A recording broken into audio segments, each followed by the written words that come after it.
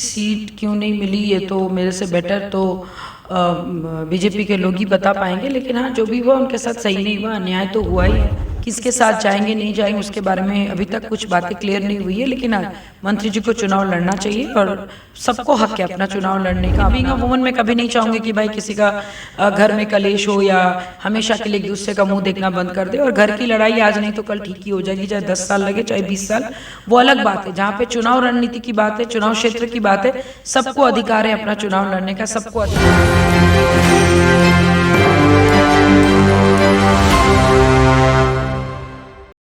जी नमस्कार, आप देख रहे हैं एक न्यूज़ 24। मैं वेद सिंह। जैसा कि आप सभी को पता है कि किस तरह से अभी एनडीए में खलबली मची हुई थी कुछ समय पहले, और जब से सीट शेयरिंग जब से कंफर्म हो चुका है, उस बीच अगर बात की जाए पशुपति पारस जी की, तो कहीं ना कहीं वो काफ़ी नाराज़ दिख रहे हैं एनडीए से। और ऐसा भी सूत्रों के हवाले से खबर आ रहा है कि 2 सीट शायद महागठबंधन जो है उन्हें ऑफर करे। और चलिए इन्हीं सब बातों पे बात करने के लिए हमारे साथ मौजूद हैं आरएलजेपी की प्रवक्ता देवजानी मित्रा। मैम पहले तो स्वागत है आपका। धन्यवाद।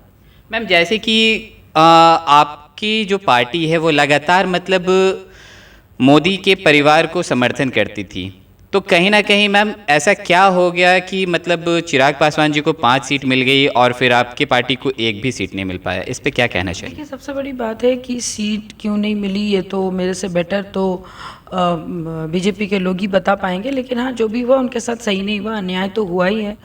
चाहते तो 2 सीट भी दे सकते थे। और सबसे बड़ी बात, इतने पुराने नेता, इतने सालों से वो केंद्र में मंत्री थे, कहीं ना कहीं एक विश्वास था मोदी जी को उन पर, और अचानक से उनको इस्तीफा भी इसलिए देना पड़ गया क्योंकि सीट शेयरिंग में उनको कोई हिस्सा नहीं मिला। तो फिर जब घर पे हिस्सा नहीं मिला तो गद्दी में बैठ के क्या करेंगे। और उनके के लिए ये डिसीजन बहुत अच्छा है। और चिराग जी को 5 सीट मिला, उसके लिए हम लोग उसका बैर तो नहीं करेंगे। हम लोग इस नीति के अगेंस्ट है। एंड जितने भी एनडीए में घटक दल है सबको कॉन्ग्रेचुलेशंस कि उन्होंने एनडीए का चुनाव लड़ेंगे। इस बार 400 पार का जो नारा है वो लगाएंगे। और हम लोग अभी तक किसके साथ जाएंगे नहीं जाएंगे उसके बारे में अभी तक कुछ बातें क्लियर नहीं हुई है। लेकिन मंत्री जी को चुनाव लड़ना चाहिए और सबको हक है अपना चुनाव लड़ने का, अपना साबित करने का कि उनके कार्यकर्ता लोग कितना उनसे प्रेम करते हैं।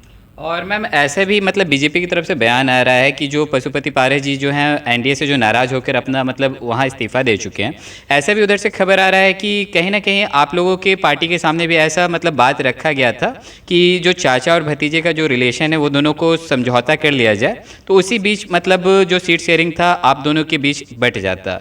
लेकिन आपकी तरफ से ऐसा नहीं दिखा, इसके बारे में कुछ भी नहीं। अगर ऐसी बात होती तो ये हम लोग को पता चलता, बट ऑनेस्टली ऐसी कोई अपडेट नहीं है। और देखिए, जब समझौते की बात होती तो दोनों को मानना होता है। हम लोग मानेंगे, उधर से कोई नहीं माने वो भी गलत है, वो माने हम लोग नहीं माने वही गलत है। कहीं ना कहीं दोनों में विचारधाराओं का बहुत बड़ा गैप इतने सालों से हो गया था, बोल के साथ वो एक साथ नहीं आ पाए। लेकिन बीइंग अ वुमन मैं कभी नहीं चाहूँगी कि भाई किसी का घर में कलेश हो या हमेशा के लिए एक दूसरे का मुंह देखना बंद कर दे। और घर की लड़ाई आज नहीं तो कल ठीक ही हो जाएगी, चाहे 10 साल लगे चाहे 20 साल, वो अलग बात है। जहाँ पे चुनाव रणनीति की बात है, चुनाव क्षेत्र की बात है, सबको अधिकार है अपना चुनाव लड़ने का, सबको अधिकार है अपने कार्यकर्ताओं के साथ खड़े होकर अपने उम्मीदवारों के सामने खड़े उतरने का। और मैम मैं ज़्यादा लंबा मतलब बातों को नहीं खींचूंगा। मेरा आखिरी एक क्वेश्चन रहा है कि जो हाजीपुर सीट जो कि इतना मतलब अभी मतलब फ़िलहाल लोकसभा चुनाव में हाजीपुर सीट बहुत ही ज़्यादा गर्म मामला सबके सामने नज़र आ रहा है, क्या लगता है मैम एनडीए की तरफ से तो सीट तो नहीं कंफर्म हो पाया आपकी पार्टी को, अगर इंडिया गठबंधन से अगर बात बनती है तो क्या लगता है मैम कि चिराग पासवान को मतलब ज़्यादा सपोर्ट करेगी जनता या फिर आपके पार्टी को? वो तो वक्त ही बताएगा कौन किसको सपोर्ट करेगा और हम लोग किन के तरफ से या किन के साथ चुनाव लड़ेंगे, वो भी वक्त बताएगा। लेकिन इतना ज़रूर है कि मंत्री जी को चुनाव लड़ना चाहिए। हाजीपुर उनकी कर्म भूमि रही इतने सालों से, और उनको पूरा हक है खड़े होकर अपने लोगों के साथ, जो उनके लिए संवेदन है उनके साथ, उनके लिए उनको चुनाव लड़ना चाहिए। वो अकेले लड़े कि किसी और के साथ लड़े, वो कम्प्लीटली उनका क्या कहते हैं डिसीजन होगा। और मैं चाहती हूँ कि सर चुनाव लड़े और चुनाव लड़के अपना जो एक उनका जो मन है और जो लोगों का प्यार है वो देखने को मिले। और बाकी हार जीत का फैसला तो जनता के हाथ में है। जी जानकारी के लिए धन्यवाद मैम। जैसा कि अभी हमारे साथ जुड़ी हुई थी देवजानी मित्रा, इनका कहना था कि कहीं ना कहीं अभी जो सीट शेयरिंग के बाद जो पशुपति पारस जी जो नाराज़ दिख रहे थे और इस्तीफा दे चुके हैं एनडीए से, तो कहीं ना कहीं हो सके तो आगे अगर महागठबंधन से अगर बातें अगर बन जाती है तो शायद हमें हाजीपुर सीट के लिए पशुपति पारस जो है मतलब चाचा अपने भतीजे के आमने सामने नज़र आ सकते हैं। तो कहीं ना कहीं इन सब तमाम खबरों को देखते रहने के लिए आप देखते रहें एक न्यूज़ 24। मैं बेसिंग सहयोगी करण के साथ पटना।